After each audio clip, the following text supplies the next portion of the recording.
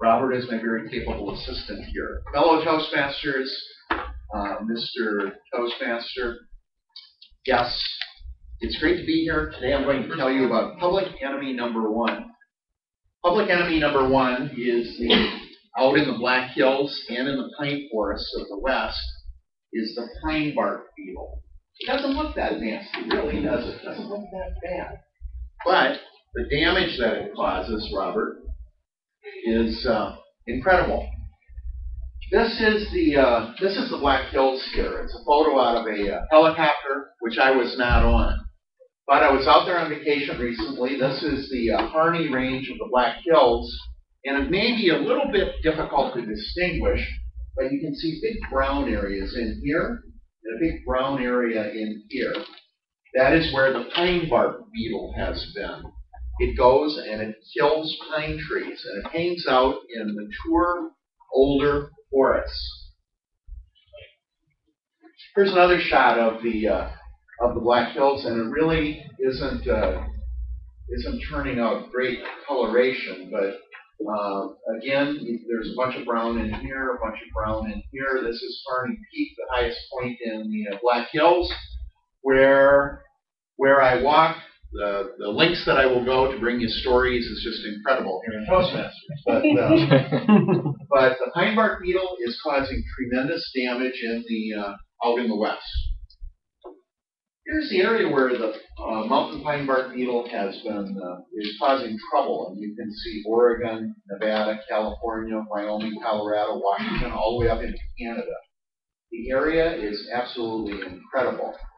And Robert, maybe you could go back one slide, and I'll turn off the lights here for a minute to be able to see more of the brown, perhaps, in that photo. Okay, the brown sticks out more at this time. You can really see where the forest looks lousy when you look at it. There's a whole bunch of brown in there, and there's a lot of dead trees too, indicating a mature forest, over-mature forest. The Black Hills is still a nice place to vacation, but they have a major problem going on out there. Okay, forward again. This is an area of Colorado just west of Denver. Some of you may have been to it already. Grand Lake is a popular resort area. Here is I-70 going across Colorado down below. Here is where the pine bark beetle was found in the year 2000. It was rather isolated. You can see the brown spots there. It's not extensive. Next slide. Here is the year 2006. It's just stunning how fast it is spreading. It's spreading like crazy. Robert, if you could... next slide. Okay, whoop, that's it. Back to the 2008 one, please. Here is 2008. Why don't you flip backwards and go through them one time again, just in rather quick sequence. So 2000, 2006, 2008. The little things are voracious. Next slide. Here's what I see as the challenges associated with this beetle, which some people feel will kill 80% of the pine trees in the next 10 years. And it is native to these areas, but it's a result of having older, more mature forests. Loss of trees for lumber. You have 1 year after a tree dies and turns brown if you're going to use it for lumber. After that, it's no good. Loss of wildlife habitat. I just can't imagine these brown areas as being areas where wildlife would hang out very much. Pine trees are dead. Danger to people of dead trees falling. Risk to tourism industry. People don't really like to go on vacation somewhere where all the trees are dead. Risk of enormous, deadly forest fires. If you have an area where the trees are all dead, they're brown, you really, really, really have the potential for a nasty forest fire.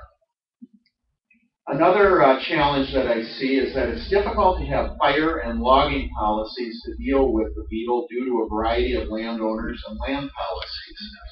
In the Black Hills, there's a mixture of government-owned forest land and private lands. So you have different landowners. Some care about cutting down the dead trees, some don't. Some will try to clean up underbrush and whatnot so that the risk of forest fires would be a little bit less. Others won't. The Forest Service certainly is not perfect in that When these trees start turning brown, they have to do an environmental impact statement before having logging.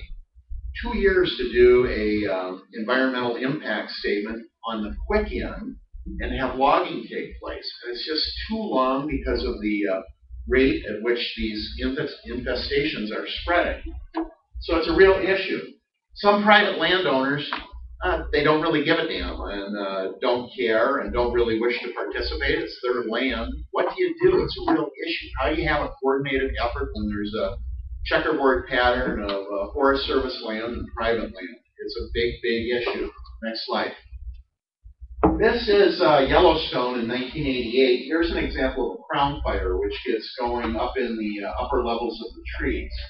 Tremendously difficult to deal with, and it's what happens when you have dry conditions and dead, mature trees. Next slide. If you're bored with your day job of working in software, I think this might be a good occupation for the future. You can see the guy coming down here.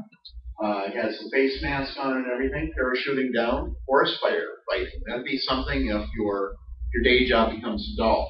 Next slide. Okay, there are differing views on what's causing the problem out there. The conservative view would be that it's an absence of logging. Logging is not taking place, and these forests are becoming more mature, more old. Also, I believe that conservatives would also state, yeah, the absence of fire plays a role. Over the last 100 years, whenever a fire has popped up in the forest, what do?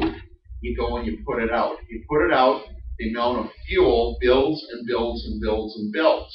Plus, it's the type of forest that these beetles like to invade. They like to invade older, mature forests. Next slide.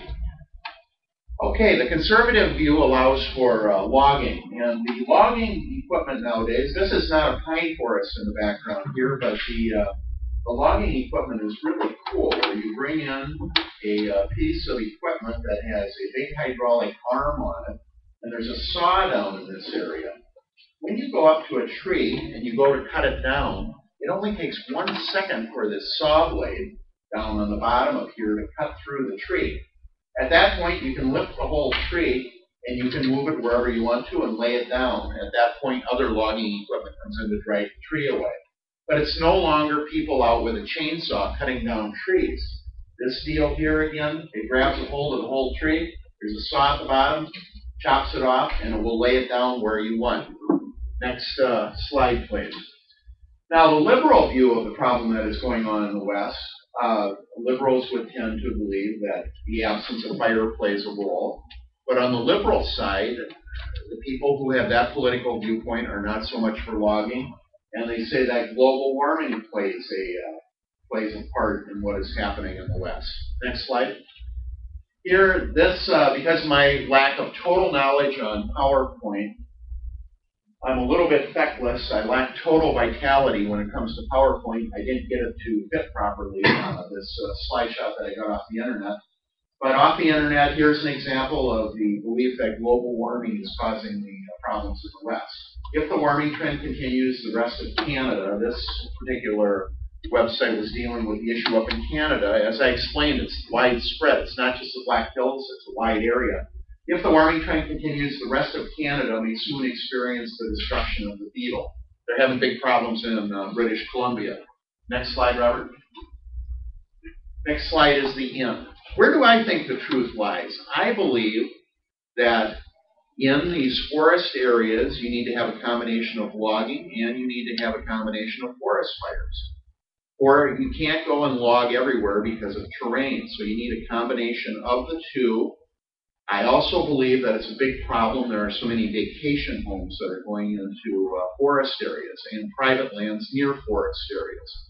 You can't really allow for forest fire when you have so many vacation homes in a forested area. Same thing is taking place up in the Boundary Waters right now.